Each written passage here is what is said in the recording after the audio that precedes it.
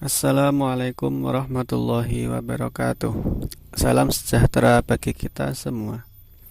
1 Juni tepat 75 tahun yang lalu, Presiden pertama kita Insinyur Soekarno berpidato di depan segenap anggota BPUPKI atau Badan Penyelidik Usaha Persiapan Kemerdekaan Indonesia. Sidang diadakan dari tanggal 29 Mei yang didahului dengan diadakannya rapat pada 28 Mei 1945. Dalam sidang ini dibahas tema dasar negara. Diskusi pun alot pada saat itu, hingga akhirnya Soekarno menyampaikan gagasannya tentang dasar negara yang dinamakan dengan Pancasila. Kemudian diterima secara aklamasi oleh seluruh anggota BPUPKI. Pancasila selain menjadi dasar negara kesatuan Republik Indonesia, merupakan sebagai pandangan hidup bangsa Indonesia. Dasar negara dan pandangan hidup ini mempunyai ciri khas atau karakteristik yang tersendiri. Tidak ada negara atau bangsa lain di dunia yang mempunyai karakteristik seperti ini. Karakteristik tersebut terkandung di dalam Pancasila itu sendiri, terkandung di dalam kelima sila Pancasila itu sendiri. Ketuhanan yang Maha Esa, kemanusiaan yang adil dan beradab, persatuan Indonesia, kerakyatan yang dipimpin oleh hikmat kebijaksanaan dalam permusyawaratan perwakilan, serta keadilan sosial bagi seluruh rakyat Indonesia. Sesungguhnya Pancasila bukanlah hal baru bagi rakyat Indonesia, malah merupakan sesuatu yang sudah mendarah daging. Di setiap gerak langkah bangsa ini telah tercermin nilai-nilai karakter, kebiasaan, budaya yang terangkum di dalam Pancasila itu sendiri. Tiada lain, Pancasila lahir dari bumi Indonesia ini. Digali dari budaya, karakter, nilai, tatanan hidup masyarakat Indonesia yang beratus-ratus tahun lamanya telah berkembang dalam peradaban Nusantara. Sehingga Pancasila adalah karakter orang Indonesia itu sendiri. Karakter yang kuat yang teruji selama ratusan tahun lamanya. Karakter ini hendaknya tetap tercermin di setiap gerak langkah masyarakat kita, terutama para generasi muda, anak-anak kita di tengah maraknya budaya asing atau ideologi asing yang bertentangan dengan jati diri kita ini. Sungguh berbahaya jika jati diri kita yang kuat ini menjadi lemah, goyah akan hal-hal yang merusak tatanan hidup kita. Persatuan kita akan mudah dikoyakkan dan menjadi bangsa yang lemah serta mudah menyerah. Apalagi dalam kondisi pandemi COVID-19 ini, negara kita sedang berjuang melawan pandemi COVID-19 ini. Pemerintah telah melakukan berbagai upaya dalam menanggulangi kondisi ini. Memang pandemi ini sangatlah dahsyat, memporak-porandakan berbagai elemen masyarakat. Tidak hanya kesehatan, namun sudah menghambat dan bahkan merusak ekonomi, sosial, budaya, pendidikan masyarakat. Pemerintah telah memberlakukan himbauan bekerja dari rumah, belajar dari rumah, dan berdoa dari rumah untuk mengantisipasi penyebaran virus ini semakin meluas. Namun, kenyataannya di lapangan banyak terjadi distraksi atau permasalahan di segala bidang. Permasalahan ini tentu karena perubahan yang sangat cepat sehingga sulit untuk diterima oleh kebanyakan orang. Memang bangsa ini merupakan bangsa yang besar dan jiwa sosial, budaya, agamanya yang tidak bisa lepas dari aktivitas kebersamaan seperti berdoa bersama di rumah ibadah, melakukan kegiatan budaya secara bersama, bekerja dan bersosialisasi dengan rekan kerja, anak bersosialisasi di sekolah. Pada 2,5 bulan belakangan ini, hal terasa dihambat dan dibergol. Tidak bisa kemana-mana, ruang gerak dibatasi. Hal tersebut sebenarnya untuk kebaikan diri kita sendiri, untuk kesehatan kita sendiri. Memang untuk melawan virus ini harus demikian.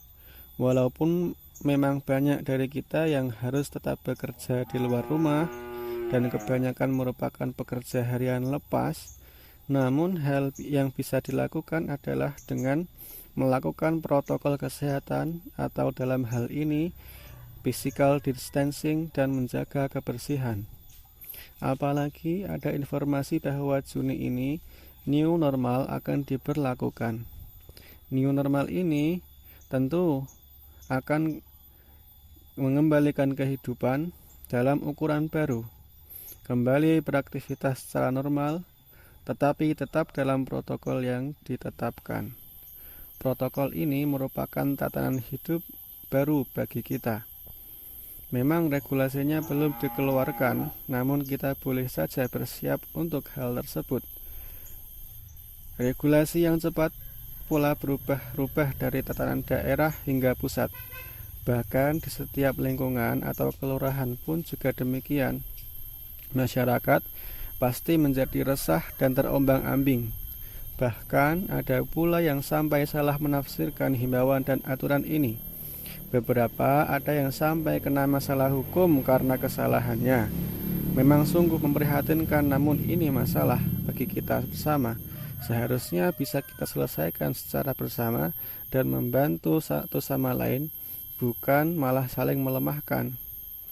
Nilai-nilai yang tertuang di dalam kelima sila Pancasila sudah sangat jelas bahwa bangsa ini seharusnya mampu mengatasi atau menanggulangi setiap permasalahan. Pada setiap individu semestinya tertanam nilai-nilai Pancasila yang menjadikannya sebagai individu yang memiliki karakter kuat. Kuat di dalam setiap menghadapi permasalahan yang dihadapi, mampu mencari solusi yang tepat dan terbaik bagi dirinya dan orang lain. Tentu hal ini akan berhasil dilakukan dengan kembali mengingat jati diri kita, nilai-nilai yang terpatri di dalam Pancasila. Pancasila yang merupakan digali dari peradaban ratusan tahun dan telah berhasil lulus dari berbagai cobaan dan permasalahan. Mari kita ingat-ingat kembali nilai-nilai yang terpatri di dalam Pancasila dan merupakan cerminan dari bangsa ini. Memang sudah ada dalam diri kita semua, namun mari kita ingat kembali dan mari kita kuatkan kembali dalam situasi pandemi ini. Sila yang pertama, ketuhanan yang Maha Esa, merupakan pengakuan atas keberadaan Tuhan sebagai pencipta alam semesta beserta isinya. Setiap individu masyarakat Indonesia beriman, yaitu meyakini adanya Tuhan yang diwujudkan dalam ketaatan iman, terlihat dari menjalankan segala perintah dan larangannya. Menjalankan perintahnya, dan tentu kita harus menjunjung tinggi nilai kemanusiaan dan menjalankan ibadah. Dalam situasi pandemi ini, kita dihimbau untuk berdoa di rumah saja, bahkan di Bali khususnya, profesi atau kegiatan yang budaya telah dibatasi. Namun, hal tersebut tidaklah menyurutkan kita untuk tetap berdoa, walaupun seminimal mungkin, tapi secara kualitas bisa kita optimalkan. Nilai pertama sila Pancasila ini merupakan mengayomi sila-sila berikutnya. Sila yang kedua, kemanusiaan yang adil dan beradab, mengandung nilai rumusan sifat keseluruhan budi manusia, nilai-nilai kemanusiaan.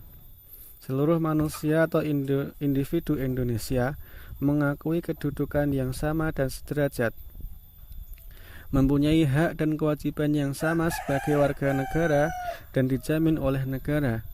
Sudah semestinya kita tidak membeda-bedakan diri kita dengan orang lain. Banyak dari kita yang telah terinfeksi virus ini dan kita semestinya tidak mengucilkan mereka.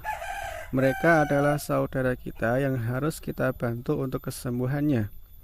Begitu pula untuk kita yang masih sehat, belum terinfeksi virus ini, hendaknya saling bahu-membahu untuk menanggulangi pandemi ini.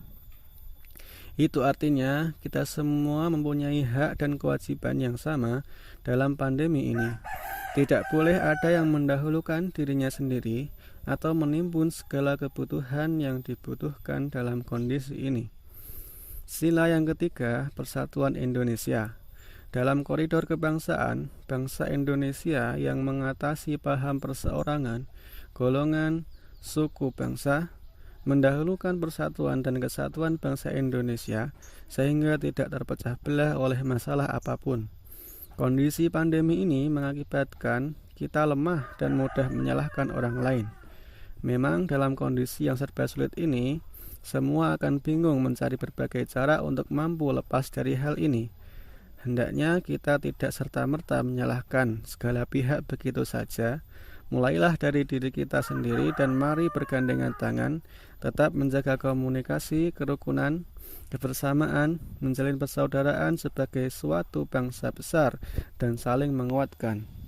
Mari kita dukung semua pihak yang telah berjuang untuk penanganan pandemi ini. Jikalau terdapat kekeliruan, berikanlah masukan dan terpenting berikan solusi. Sila yang keempat, kerakyatan yang dipimpin oleh hikmat, kebijaksanaan dalam permusyawaratan perwakilan, merupakan sendi utama demokrasi di Indonesia. Berdasar atas musyawarah dan asas kekeluargaan, asas ini sangat berperan dalam kondisi pandemi ini. Bagaimana tidak? Sebagai dasar negara demokratis, hendaknya kita mampu memberikan solusi atau masukan kepada pengambil kebijakan dari tatanan kecil sampai yang tertinggi. Sebagai bangsa demokratis, sebaiknya jangan hanya mampu berkomentar asal yang tak karuan, hanya bisa mengeluh dan menyalahkan orang lain. Berikanlah masukan solusi untuk keluar dari krisis ini. Sila yang kelima, keadilan sosial bagi seluruh rakyat Indonesia, merupakan tujuan negara, yaitu mewujudkan tata masyarakat Indonesia yang adil dan makmur berdasarkan Pancasila.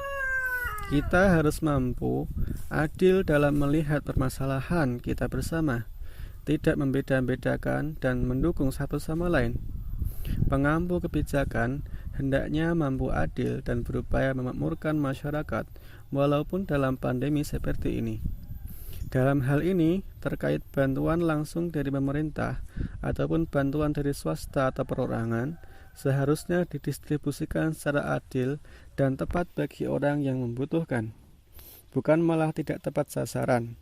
Demikianlah harus sikap kita dalam kondisi pandemi seperti ini. Betul, memang kita dilemahkan, namun semestinya kita mampu bangkit. Kita tunjukkan karakter diri kita, jiwa Pancasila kita yang telah ratusan tahun tahan dan lolos dari berbagai masalah. Yakinlah, kita mampu keluar dari masalah ini asalkan kita mampu bersatu mendukung pemerintah, bergandengan tangan, menetap hidup baru. Semoga nilai-nilai Pancasila ini menguatkan kembali karakter kita di masa pandemi COVID-19 ini, dan terus sampai masalah ini berakhir pun tetap sebagai karakter kita. Wallahu a'lam. Wassalamualaikum warahmatullahi wabarakatuh.